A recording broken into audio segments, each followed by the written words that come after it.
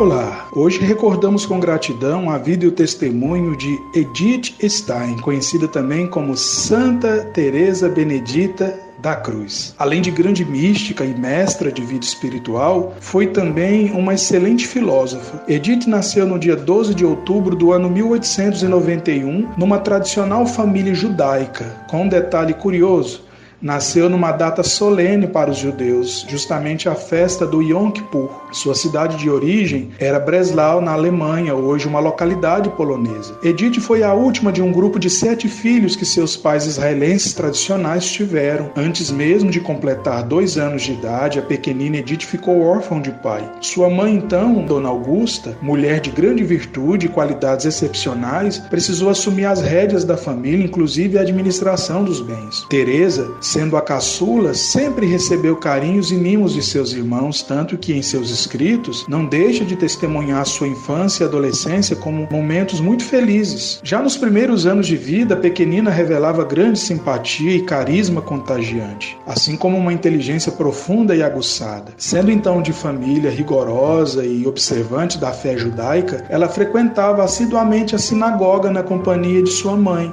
meditava a palavra de Deus seguindo às riscas os ritos e as tradições de seu povo. Porém, o caráter pensativo e independente da jovem Edith, pouco a pouco, foi fazendo com que ela se distanciasse das práticas religiosas do seu povo. Envolvida então por seus questionamentos e anseios, acabou abandonando a fé judaica na adolescência. Em seus escritos, partilhou que não conseguia mais encontrar alegria na liturgia e nas orações do povo judeu. Tanto que mais tarde também testemunharia, olha só o que ela diz: perdi conscientemente o costume de rezar e por própria decisão. Embora depois tenha abandonado a prática da religião judaica, nunca renunciou completamente às suas raízes. Conservava ainda sólida na alma e no coração um amor apaixonado por seu povo. Anos depois, em seu processo de conversão à fé cristã, o fato de ser judia lhe fez amar e compreender ainda melhor a pessoa e a missão de Jesus. Desse modo, Edith pôde mergulhar com uma profundidade impressionante nas declarações e ensinamentos de Jesus. Edith era dotada de uma profunda inteligência, potencialidade esta que canalizou para Deus e para a relação com Ele. Tanto que nas aulas superava todos os outros estudantes, tanto pela profundidade de suas respostas, como também por suas virtudes. Todavia, o que tinha de inteligência, tinha também de humildade e modéstia. Edith ainda se destacou na luta pelos direitos e lugar da mulher na sociedade. Sua mãe muito se preocupava porque percebia que pouco a pouco os princípios religiosos incutidos na filha desde a infância estavam desaparecendo. Nessa época, a jovem passava por uma profunda crise, não só existencial, mas também espiritual. Cansada de procurar respostas na fé e não encontrar, Edith então decidiu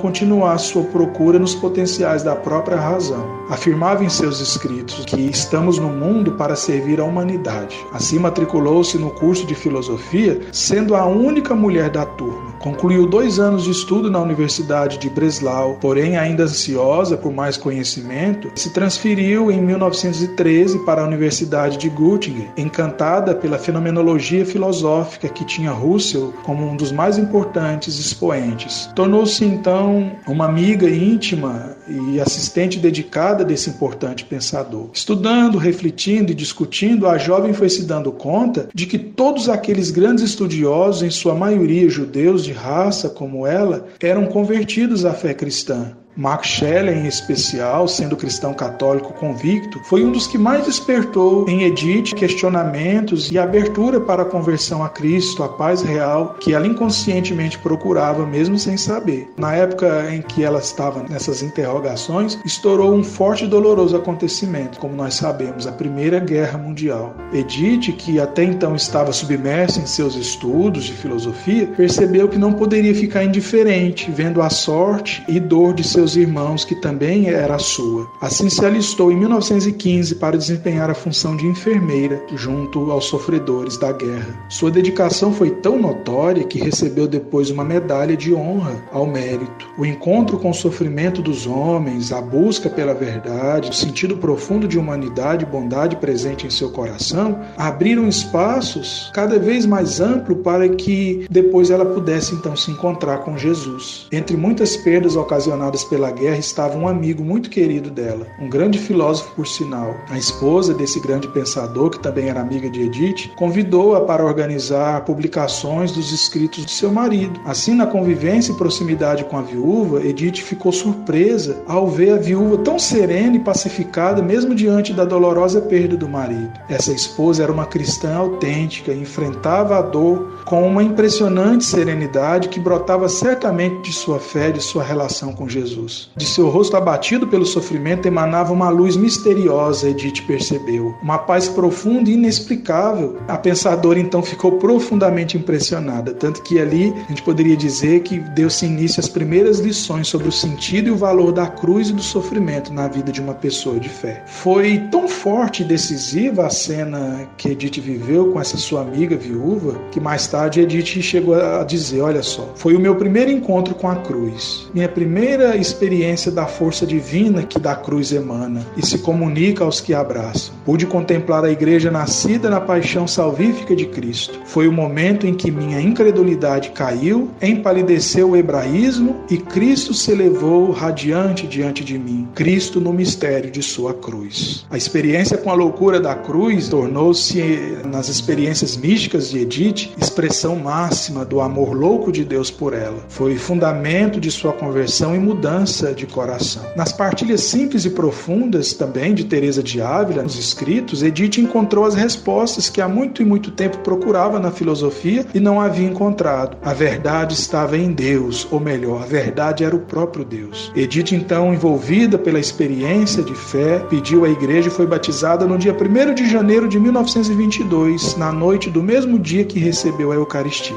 Assumiu, inclusive, como expressão de uma mudança profunda de sentido e horizonte, um novo nome. Adotou o nome, então, de Teresa Edviges. Teresa em homenagem à santa responsável pela sua conversão e Edvige por ser o nome de sua amiga escolhida para ser sua madrinha e que indicou inclusive a biblioteca onde ela pôde encontrar o livro de Santa Teresa d'Ávila, que tanto contribuiu para que houvesse então ali uma mudança de vida. Após converter, Edith não renunciou sua nacionalidade e origem judaica. Sentia muito pelo fato de não poder falar de Jesus para os seus familiares. Sua mãe principalmente era uma das que não aceitava a sua conversão. Só uma das irmãs, Rosa, que começou a compreendê-la e ajudá-la. Desde o primeiro momento de sua conversão, Edith sonhou com o Carmelo, mas os sacerdotes que a aconselhavam a animaram a permanecer como uma leiga católica no mundo, justamente para prosseguir com a missão de conferencista, palestrante, enfim, formadora de opinião. Edith, então, sentiu-se, depois desse tempo de dedicação, ouvindo o conselho de muitos, Edith, então, encerrou sua brilhante carreira de professora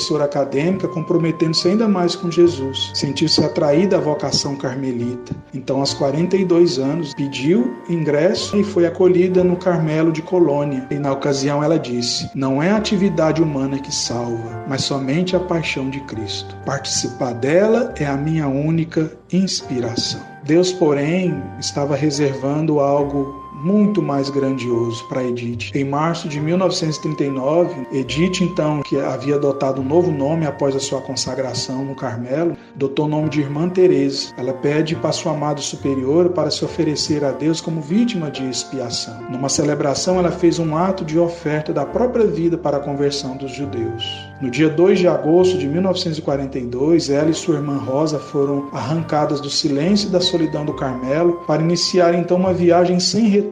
Foi a força que emana da cruz que lhe deu coragem de, no dia 9 de agosto de 1942, ofertar sua vida pelo seu povo numa câmara de gás, no campo de concentração de Auschwitz. Edith Stein foi a primeira testemunha de Israel que uniu os sofrimentos de seu povo com a imolação de Cristo. Seu testemunho foi tão comovente que no dia 1º de maio de 1987 foi beatificada pelo Papa João Paulo II. Na ocasião, o Santo Padre declarou: uma grande filha do povo hebreu e uma grande carmelita entre milhões de irmãos inocentes martirizados. Não fugiu diante da cruz, mas abraçou com esperança. Foi assim canonizada pela Igreja no dia 11 de outubro de 1998, pelo Papa João Paulo II, e sua festa é celebrada no dia 9 de agosto. Não são poucos os que esperam, ansiosos para que um dia Edith seja declarada doutora da Igreja. Sem dúvidas, essa grande serva de Deus pode, com sua firmeza intuições teológicas sobre o sofrimento e iluminar muitos e muitos corações que andam buscando